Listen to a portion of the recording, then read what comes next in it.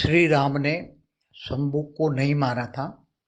ये शंबुक बहुत बड़ा असुर था, पाताल लोक से यहाँ मनुष्य बन के आया था और वो तपस्या तो करता ही था। असुर सारी तपस्या करके शिव की आराधना करते हैं, फिर वो इंद्रलोक लेने की बात करते हैं। तो ये बहुत बड़ा असुर था, मगर राम ने शंबुक को मारा ही नहीं है। ये सब झूठी कहानियां हैं। रामायण में एडिशन ऑल्ट्रेशन बहुत हुआ है, क्योंकि वो राम और रावण को हुए 8,69,70 हुआ। त्रेता के अंत में पूरा द्वापर गया और कलयुग का भी 5,000 साल गया। तो ये सब एडिशन ऑल्ट्रेशन बहुत हुआ है सब, इसलिए बहुत सारी कहानियाँ, फेक कहानियाँ राम विरोधियों ने उल्टी फुल्टी लिख दी है सब ये। इसलिए रामायण में जो लिखी हुई हर चीज़, कहानियाँ भी सब सही नहीं है। कुछ सीता के बारे में भी लिखी हुई कुछ कहानियाँ भी सही नहीं है। सीता को छोड़ दिया, ये सब कहानियाँ सब फेक है। श्री राम जो त्रेता के अंत में हुए, वो राम इतने मर्यादा पुरुषोत्तम थे कि इनके हाथों से कोई भी काम उल्टा नहीं हुआ और कोई काम उनको उल्टा करना ही नहीं पड़ा, क्योंकि उनके अंदर 14 कला की, उनकी आत्मा में खुद की 14 कला की पावर थी।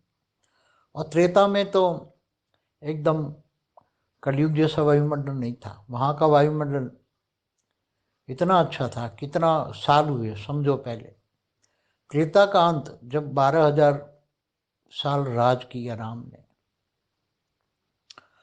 तो पूरा द्वापर है 8,64,000 साल, क्योंकि कलयुग 4,32,000 साल का होता है। इससे डबल द्वापर होता है, इससे 3 गुना त्रेता होता है, इससे 4 गुना सतयुग होता है, और 4 युग का टोटल 43,20,000 ईयर्स होता है। तो 8,64,000 द्वापर का और कलयुग का 5,000 साल हुआ, तो टोटल मिला के 8,69,70 साल पहले हुए श्री राम त्रेता के अंत में। तो जिन्होंने जब राज किया 12,000 साल, तो उसकी आत्मा में, खुद की आत्मा में ही इतनी पावर थी कि उनसे कोई भी, इसलिए मर्यादा पुरुषोत्तम, पुरुषों में उत्तम। और जो मर्यादा पुरुषोत्तम होता है, इससे हाथ से कोई भी विकर्म नहीं होता, तब ये टाइटल मिलता है। अगर एक भी विकर्म हो जाए तो उनके हाथों से कोई, तो मर्यादा पुरुषोत्तम का टाइटल नहीं मिलता। दूसरी बात है कि जो वाल्मीकि ऋषि हुए, वाल्मीकि ऋषि ने रामायण लिखी, तो वाल्मीकि ऋषि भी जन्म से तो क्या थे, आप सब जानते ही हैं।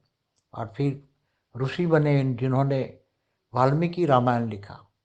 तो सबको पता है कि वाल्मीकि ऋषि कौन थे और इन्होंने क्या लिखा। तो उसी टाइम पर भी त्रेता के अंदर राम राज, सारी धरती पर राम राज था। कोई एक अयोध्या में राज था ऐसा नहीं, सारी धरती पर राम राज था, पूरी धरती के राजा थे।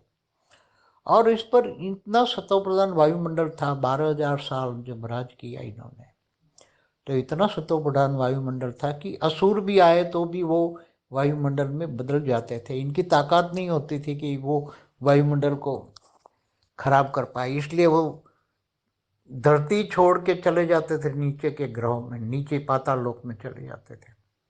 इसलिए उसी टाइम पर तो राम ने एक भी कार्य ऐसा नहीं किया जिसकी आलोचना कोई भी करे। मगर जो बाद में अभी कलयुग में बहुत हो गए हैं कि ऐसे राम ऐसे थे न राम ऐसे थे, तो राम से जलने वाले जो विधर्मी आए, बहुत सारे विधर्मी आए, कुछ द्वापर में भी आए, कुछ कलयुग में भी आए।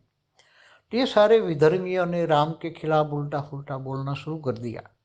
रामे थे रामे थे रामे थे। तो क्या राम मांस खाते थे क्या, राम मदिरा पीते थे? ऐसा तो हो ही नहीं सकता, ना होता। त्रेता के अंत में तो ऐसा कोई भी अच्छे राजा भी कोई नहीं करते थे। ये तो सब मांस मदिरा, तो ये सब ये द्वापर के बाद में अंत में शुरू हुआ सब। बाकी अच्छे राजा कुछ नहीं करते थे। तो हाँ, असुर करते थे, जहाँ असुरों का राज होता था वहां तो असुर राजा करते थे। वो तो असुर तो सतयुग में भी धरती पर आकर वायुमंडल खराब करते थे, इसलिए तो विष्णु के अवतार होते, सतयुग में भी होते, असुरों को मारने के लिए आ जाते थे धरती पर। सतयुग के अंत में असुर आ जाते थे, सतयुग के अंत में। जो 17,28,000 साल का सतयुग है, उसमें 2-3 लाख जब सतयुग के रहते हैं, तब वो असुर पाताल लोक से आ जाते थे। उसको मारने के लिए फिर भगवान विष्णु के अवतार हुए हैं। इससे पहले कलयुग के अंत में आज जो वायुमंडल देख रहे हैं वो तो एकदम तमो प्रधान है, एकदम तमो प्रधान, समझो कि -100 कला। तो लोहे जैसा, एकदम लोहे जैसी आत्मा हो गई है वायुमंडल, लोहे जैसा। 800 करोड़ आत्माओं का नेगेटिव वायुमंडल, सूक्ष्म जगत की भूत प्रेतों का नेगेटिव वायुमंडल, इतना बेहिसाब आत्माएं।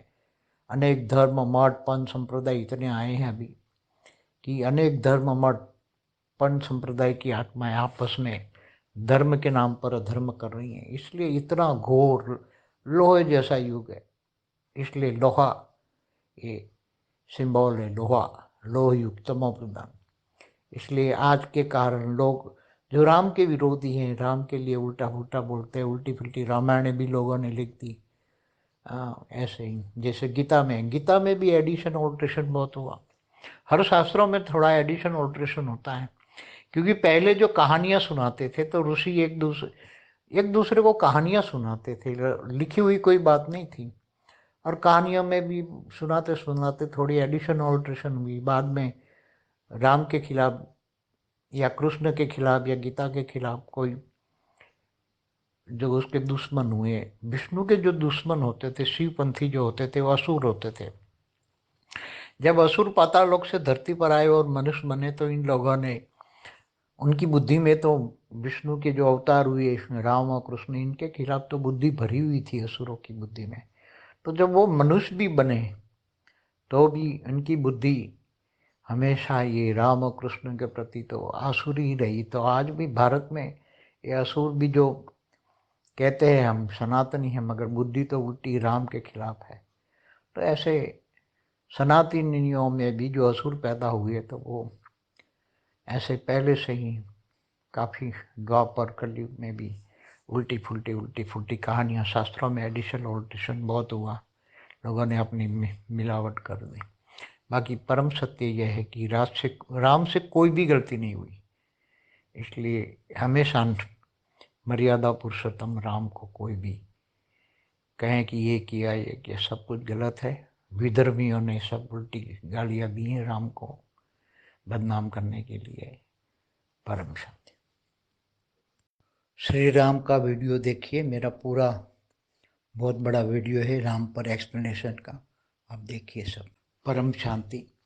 बेहद की परम शांति सोचो, बोलो परम शांति। Join us daily for our morning live meditation, Monday to Saturday, 5:30 to 6:30 a.m.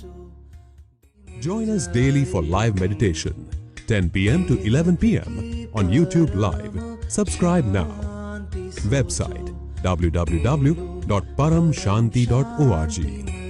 Email us anant@paramshanti.org. Like, share, subscribe. Join today. बेहद की